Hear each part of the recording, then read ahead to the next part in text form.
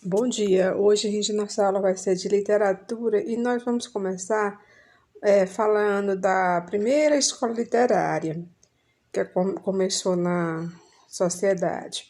Aí de História da Literatura Portuguesa, era medieval. Essa era medieval, ela começou em 1189 até 1527. Depois veio a Era Clássica, que foi de 1527 a 1825. E, por último, a Era Romântica ou Moderna, que foi a partir de 1925 até os dias de hoje. Então, essas são as divisões das três eras que nós vamos estudar: a era medieval, clássica e moderna.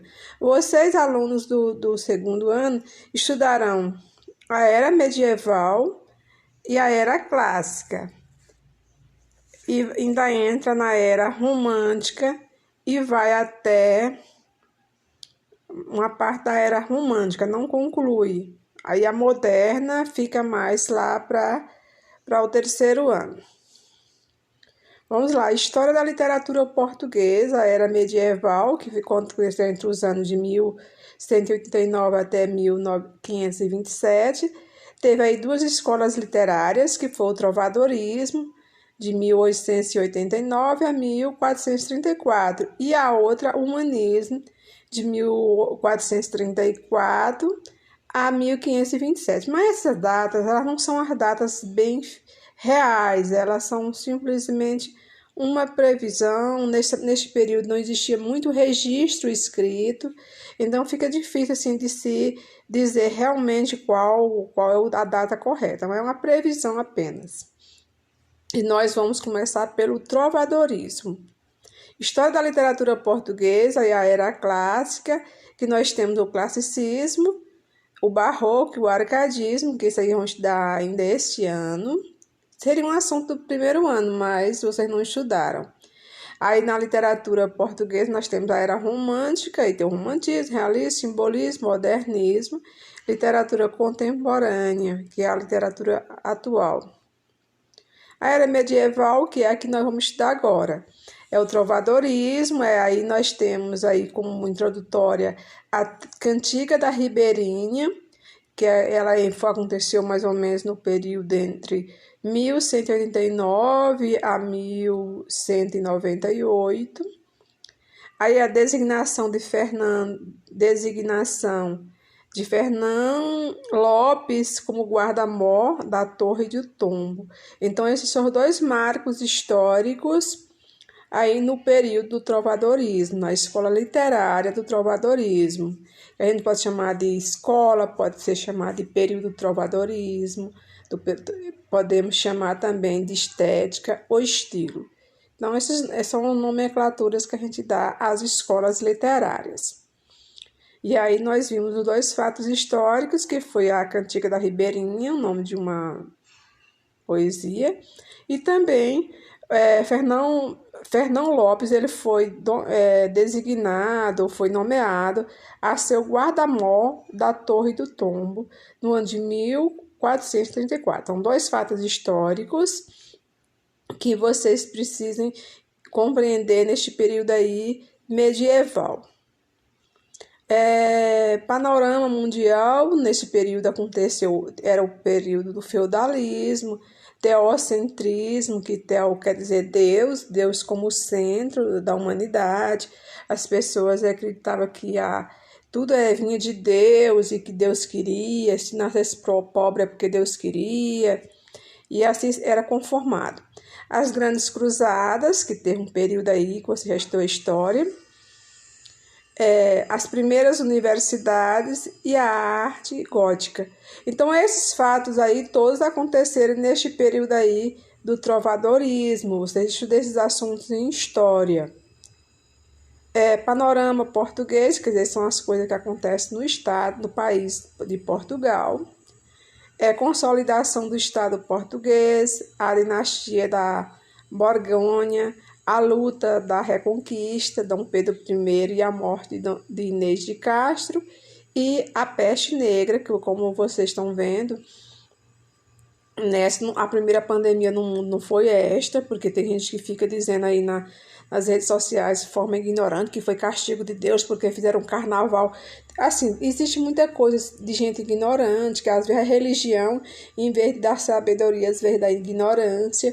E tem gente que fica dizendo nas redes sociais que foi por causa de um carnaval, que colocaram Jesus Cristo arrastado no chão. Não tem nada a ver isso, não é? E essas pandemias, elas voltam e meia, elas acontecem. E lá em 1348 houve a peste negra, um fato que aconteceu no mundo. Vamos lá, característica dessa escola aí, do trovadorismo, é a Idade Média, feudalismo, nobreza e clero. Vocês sabem disso, isso aí vocês sabem mais do que eu, vocês estudam história, teocentrismo, que eu já falei que é Deus como centro, o lirismo, cantigas de amor e cantigas de amigo, a sátira, cantiga de escárnios e cantiga de maldizer, e a corte do rei Arthur e o ideal das novelas de cavalaria. Então, aí são as características, o que caracteriza o período, esse período aí do trovadorismo em Portugal. Porque nós não estamos falando em Brasil. Neste período, o Brasil ainda não era considerado uma nação, era apenas uma terra desconhecida do mundo, que só morava nessa época os indígenas, que são os nativos, mas não existia assim uma civilização de outros povos, só os índios que moravam aqui. Vamos lá. Principais autores e obras deste período eram o Cancioneiro de Ajuda, contendo 310 cantigas, era o nome de uma obra, Cancioneiro da Biblioteca Nacional, contendo 1.647 cantigas, o Cancioneiro da Vaticana, contendo 1.205 cantigas, a novela de cavalaria do ciclo bretão e arturiano, e os autores aí deste período eram José de Arimateia, a Demanda do Santo Grau e a História de Merlin. Vamos ver aqui, continuando aí. Nós vimos que temos as cantigas, essas cantigas elas podem ser cantigas de amor, amigo, cantigas de amor e cantigas satíricas. O que quer dizer isso? Vamos estudar cada um individualmente. As cantigas de amigos se caracterizam pelo fato do trovador cantar a realidade da mulher.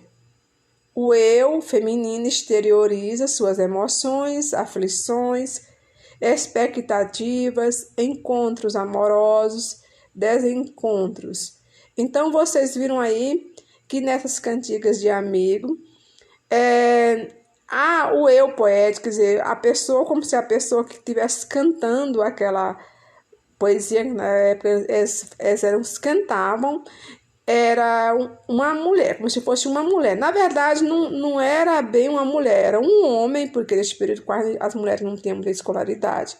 Mas eram homens, mas mesmo ele sendo homem, ele escrevia como se fosse uma mulher, falando das emoções, das aflições. Geralmente era alguém que foi abandonado pelo seu cavalheiro, por seu namorado.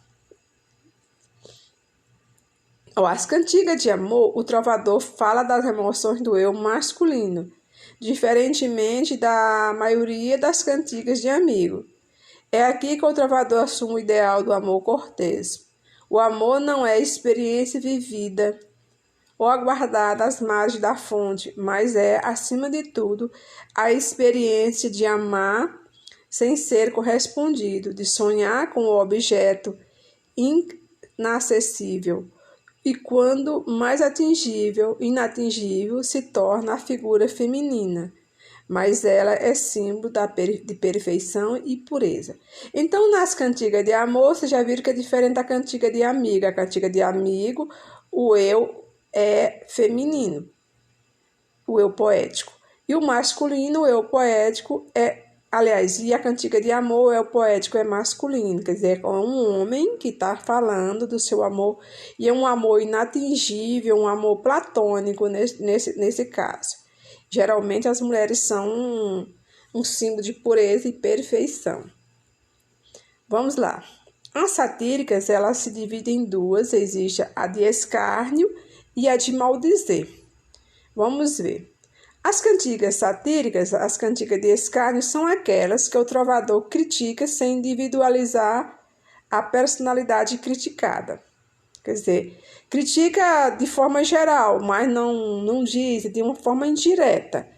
Já a de maldizer é aquela que a pessoa criticada é individualizada, quer dizer, é direta, já identifica quem é que está sendo criticada. Então, vocês viram que essas satíricas, elas são, tem duas nomenclaturas, tem de escárnio, maldizer. Escárnio é a mais direta, indireta, que não identifica a pessoa criticada, e a de maldizer é aquela direta, que já critica e individualiza, né?